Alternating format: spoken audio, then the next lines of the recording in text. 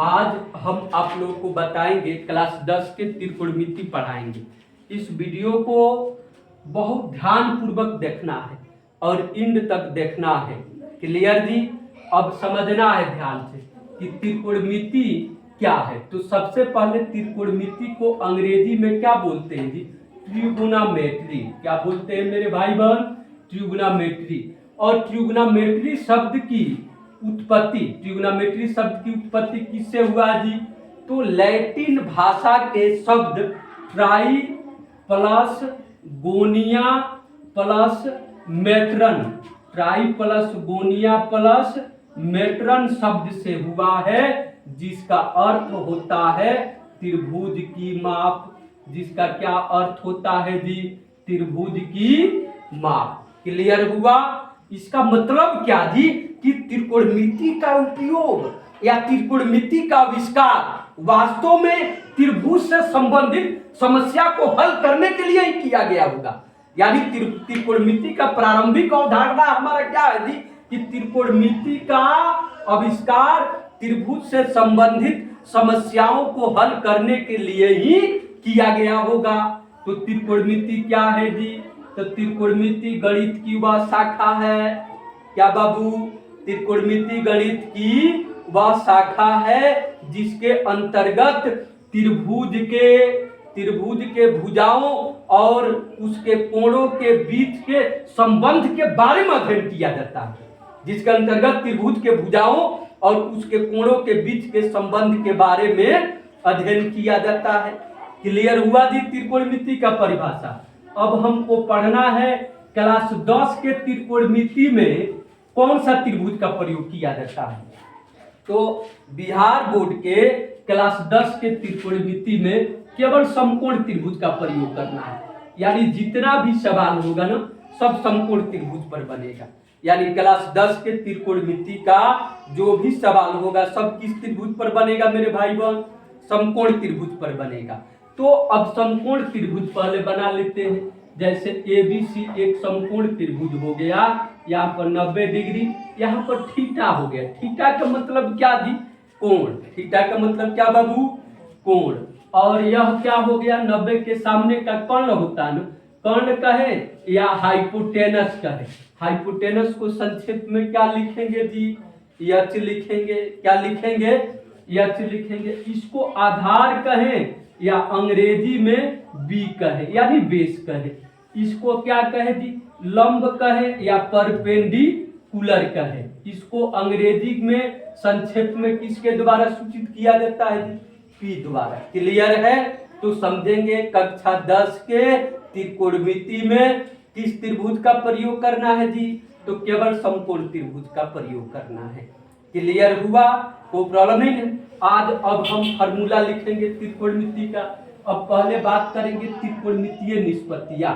त्रिकोणमितीय निष्पत्तियां, त्रिकोणमितीय निष्पत्तियां, त्रिकोणमितीय निष्पत्तियां, त्रिकोणमितीय निष्पत्तियां कहें या त्रिकोणमितीय अनुपात कहें। क्लियर है जी? तब त्रिकोणमितीय निष्पत्तियां कितना होता है जी? तो त्रिकोणमितीय निष्पत्तियां 6 होता है। कितना बाबू? 6 होता है।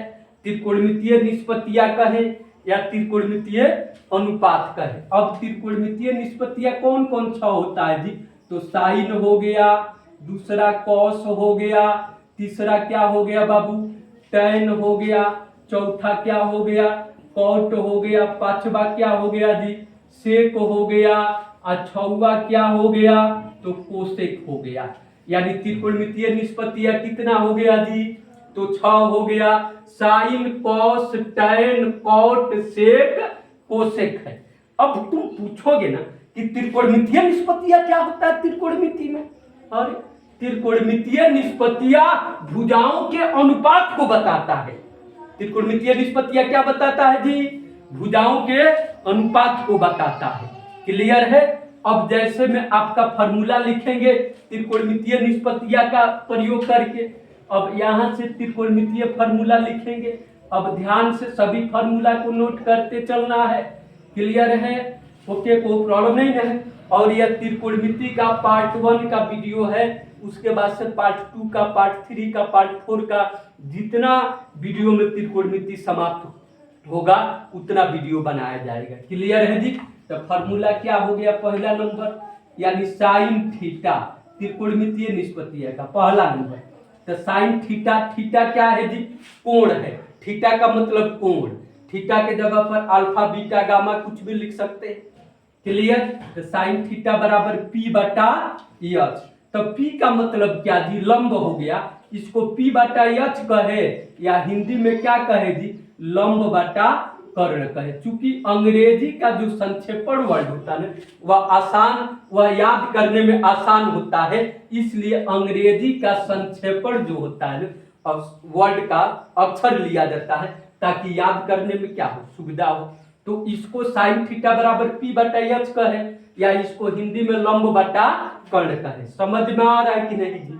क्लियर है, कोई प्रॉब्लम नहीं है। दूसरा नंबर है cos थीटा बराबर, cos थीटा बराबर बी बटा एच, या बी का मतलब त्रिभुज में लिख ही दिया हूं, या आधार बटा क्या कहे जी, आधार बटा कर्ण, आधार बटा कर्ण। इसी तरीका से तीसरा नंबर जो है tan थीटा बराबर पी बटा बी, या क्या कहे जी, लंब बटा आधार कहे, लंब बटा आधार कहे। क्लियर है। अब चौथा नंबर cot थीटा बराबर क्या बाबू, तो बी बटा पी, या क्या कहे जी, आधार बटा लंब, या आधार बटा लंब कहे। अब पांचवा नंबर क्या है जी, सेक थीटा बराबर, सेक थीटा बराबर क्या हो जाएगा, तो एच बटा बी, या इसको क्या कहे जी, कर्ण बटा आधार कहे, कर्ण बटा आधार। क्लियर है जी। या छठवां नंबर क्या हो गया आपका, कोसेक थीटा, कोसेक थीटा बराबर क्या जी, एच बटा पी, या इसको क्या बोलेंगे जी, कर्ण बटा लंब, कर्ण बटा लंब। तो क्लियर हुआ कि नहीं मेरे भाई बहन? इतना नोट कर लेना है। अंग्रेजी में इसका फॉर्मूला याद करे या हिंदी में याद करे, एक ही बात है। क्लियर है। अब आगे हम फिर से लिख रहा हूं, इसको मिटा रहा हूं। इतना अपने कॉपी में नोट करते चलना है, सब फॉर्मूला याद करते चलना है। अब अगला नंबर है, क्लियर, को प्रॉब्लम नहीं है जी। अब एच का क्या फॉर्मूला होगा, कर्ण का क्या फॉर्मूला होगा, आधार का क्या होगा और लंब का क्या होगा। अब क्या हो जाएगा जी, एच स्क्वायर बराबर क्या होता है, तो P square plus B square. यहां से क्या करेंगे जी, पी स्क्वायर बराबर क्या लिखेंगे, तो H square minus B square. अब बी स्क्वायर बराबर क्या लिखेंगे, तो H square minus P square. इतना क्लियर हुआ। अब अगला फॉर्मूला लिखेंगे, ठीक है। अब अगला क्या हो गया, sine square theta plus cos square theta बराबर क्या होता है जी, एक होता है। तो साइन स्क्वायर थीटा बराबर क्या हो जाएगा, एक माइनस कॉस स्क्वायर थीटा। तो कॉस स्क्वायर थीटा बराबर क्या बाबू, एक minus sine square theta. Clear, कोई प्रॉब्लम नहीं है। अब एक वाला सब चल रहा है फॉर्मूला। अब अगला नंबर क्या है जी, sec square theta minus tan square theta बराबर एक। तब सेक स्क्वायर थीटा बराबर क्या बाबू, 1 प्लस tan स्क्वायर थीटा, और tan स्क्वायर थीटा बराबर सेक स्क्वायर थीटा माइनस एक। अब तीसरा नंबर क्या हो गया, cosec square theta minus cot square theta बराबर क्या बाबू, एक। अब यहां से क्या हो जाएगा जी, कोसेक स्क्वायर थीटा बराबर 1 प्लस कॉट स्क्वायर थीटा। अब कॉट स्क्वायर थीटा बराबर क्या हो जाएगा, कॉट स्क्वायर थीटा बराबर cosec square theta minus 1। Clear है, कोई प्रॉब्लम नहीं है। अब अगला नंबर क्या है, अब अगला फॉर्मूला हमारा है चौथा number, sine theta into cosec theta बराबर क्या जी, एक। तब साइन थीटा बराबर क्या हो जाएगा, एक बटा कोसेक थीटा। कोसेक थीटा बराबर क्या हो जाएगा जी, तो एक बटा साइन थीटा। अब दूसरा, अब पांचवा नंबर क्या है कि sec theta into cos theta बराबर क्या होता है जी, 1, तब सेक थीटा बराबर क्या बहू 1/cos थीटा। अब यहाँ से cos थीटा बराबर क्या हो जाएगा, तो 1/sec थीटा। क्लियर है। 6वां नंबर क्या है, तो आपका हो गया tan theta into cot theta बराबर 1। अब tan थीटा बराबर क्या हो जाएगा जी, तो 1/cot थीटा, और cot थीटा बराबर क्या, तो 1/tan थीटा। इतना हो गया फार्मूला, और थोड़ा बाकी है। ओके, कोई प्रॉब्लम नहीं ना है, इसको मिटा रहा हूं। अब अगला फार्मूला क्या है। ओके, ये तो हमारा 6वां नंबर हो गया। अब 7वां नंबर क्या हो गया जी, अब tan थीटा बराबर क्या होता है जी, sin थीटा बटा में cos थीटा। अब 8वां नंबर क्या हो गया कि आपका cot थीटा बराबर क्या हो जाएगा जी, तो cot थीटा बराबर हो जाएगा cos थीटा बटा में क्या जी, तो sin थीटा। ओके, कोई प्रॉब्लम नहीं है।